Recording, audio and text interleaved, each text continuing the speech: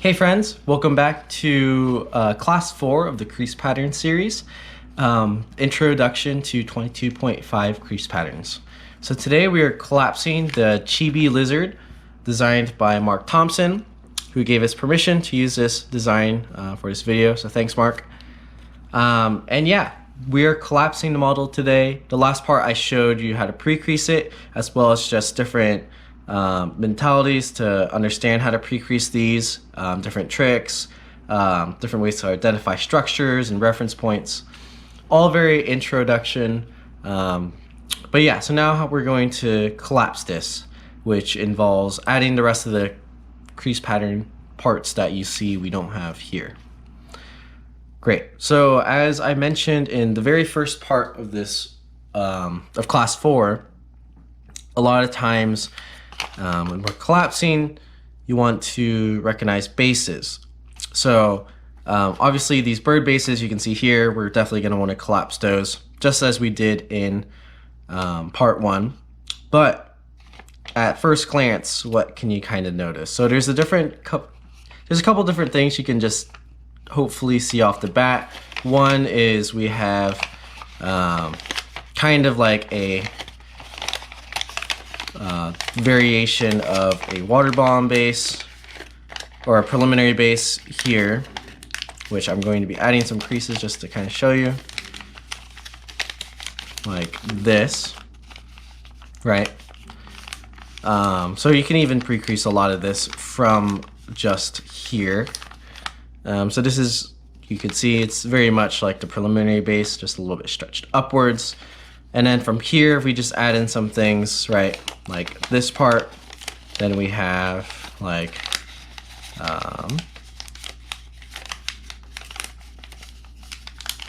it's kind of like a box plate style variation to the preliminary base where you just fold these up, or you could say these are reverse folds or anything. But this is really kind of the base you want to go off of. You have your bird bases here. You have this stuff going on, and then finally you have this rabbit ear, which is kind of another, it's not really a base, but it's another very familiar structure that's used a ton in you know, any kind of 22.5 design, and that's kind of what you're dealing with here. So hopefully that's kind of evident on where you can start. Say if you didn't have any guide like this to show you what's next to pre-crease or what's to collapse, because as you can see from here, obviously we do these bird bases and that's going to get us most of the model. But yeah, so go ahead if you're solving a 22.5 design crease pattern, that's kind of the mentality you want to have. Obviously it might take some trial and error discovering the different bases. It's not quite as trivial as a box pleat design is, where it completely gives away how it's collapsed from the pre-creases. But yeah, so as I mentioned, we're here, and what do we need to do? We need to collapse these bird bases. So we pre-creased them, and as I showed in parts 1 with the bird base here, it's going to be the exact same. So you want to fold it to a point where you can do it the same, and you know, if you practice that, it'll make sense. Basically, it was you start squashing, and along that crease, it's going to automatically form for you like this. And then we have our flap right here, which I'll show on here, right? So we start off with this, just like that. You can kind of see the similarity. And then we're going to squash fold here, which we can do like this. And obviously we're not going to go all the way, we just want to do what we need, right? And then on the rest of the pre-creases, we do another petal fold to get that last flap up like this. And again, if you did the exercises and if you're familiar with these in the past, it's going to make a ton of sense. Shouldn't have to do much to get that to work, and boom. now we have our flap, and it will flatten out just like this. And you just maybe make sure the paper got stuck a little bit there. And that's one side. So now we have the other side, which we'll do again just to show. Same thing, you're going to start the squash fold off, or you're going to get the model. So like, if we want to think of this as if it was a diagram, right? So most of the time they're flat folding like this. The diagram step would be, oh, like flip these layers to the side, so that you can repeat the steps. And it's basically the same thing where you start squashing here. And honestly, this step would probably be fold along your pre-creases, and then just show like the partial collapse, and then it'd show here, and then it'd show the squash fold. It might actually have you go all the way through, just because diagrams generally have flat folding sequences. But yeah, and then do the rest of the petal fold. And honestly, this is the hardest part of the model. You can totally do this as a brute force technique, but trying to find the sequence will lead it to just being a lot more elegant. You might hear people talk about 22.5 designs being more elegant than box pleat.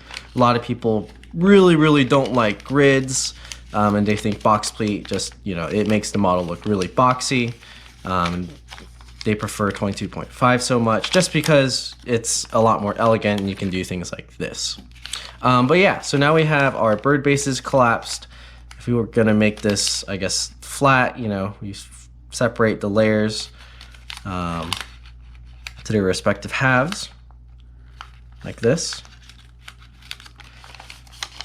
And all that's left is this rabbit ear. And as you can see, our base is kind of collapsed already like this.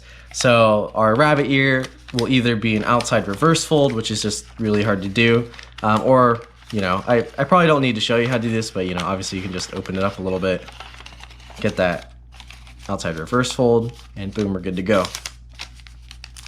And you can really start to see how it's starting to turn into our collapsed base. But yeah, so I know a lot of this crease pattern class it's way more tutorial-y than any of the others, but hopefully because 22.5 really much follows the sequence, it can kind of be taught as a tutorial. So I hope you guys are picking out different tools, techniques, thought processes to go through as I show you how to collapse this. You're not taking it just as a tutorial. And even if it's not making sense, you know, I'm not making sense, try watching the video a couple times. Hopefully it'll make sense. Try some of these things out on a different design you find, and feel free to ask me questions on Instagram, whatnot, because it is a little bit tricky to start getting into. All right, so the last part, again, as I mentioned, we've stayed away from pre-creasing this little section all like model long. So now, as you can see, we can easily do that here. First thing we're going to do for that is we're just going to turn this to a valley fold like this. And you'll see why we do this later. And so I'll do the same thing on the other side, right? Just like this. Boom. And if we flip it to the other side, I paused there because this paper got stuck. Just make sure it's precise. There we go. We're gonna just work on this side. And again, thinking as if we were folding a diagram, in my head, what I would imagine is it's something like this, where it has you fold this entire layer up, right? Just to say flat fold it, or like fold up to here, but obviously it's stuck. And so all we're going to do is do a little reverse fold along here as we fold up, and it forms almost like a extra little flap, just like the preliminary base on the outside. So hopefully you guys can see that. Show that here. I'll show this again. And if you don't know how to do this, basically if you see these value lines, I'm just following exactly how it shows on the crease pattern. It almost looks exactly the same, but See, as I fold up, it goes just like that. And all you have to do for the rest of this part, which is why we didn't have to pre-crease it, is you just reverse fold this in. You can pre-crease it if you want, you can wing it if you want, but it just tucks in like a little pocket. And it'll be the most generic reverse fold you've done a million times. Just like that. No need to pre-crease at all. It just happens with this folding sequence of the model, which is great because the less pre-creasing, the better. And as you can see, it's not as long as the other flaps. If you open this up all the way, which you want it to be precise, which I was a little too hasty on the fold, it'll get you something like this. And I'll go into this, the reason why this is important, later in the shaping video, which will be next class. So we won't worry about that for now. We're going to leave this just like this. I'm going to show this sequence one more time on the other side. If I open this flap up, you can see we have our different folds here. We have our valley folds. And if I mount and fold this guy out like this,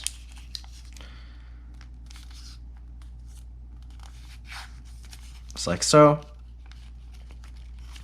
and follow along the valley fold, then we get our last couple creases into this base with the extra flap here, which all we need to do is reverse fold inside, and we are done. Boom, just like that. And we have our collapsed base, and you can see this guy looks just like our generated base right here. Oh, except for these reverse folds, which we did pre-crease, which we definitely didn't need to pre-crease. But you can see that they just happen like this, and now we're all good to go.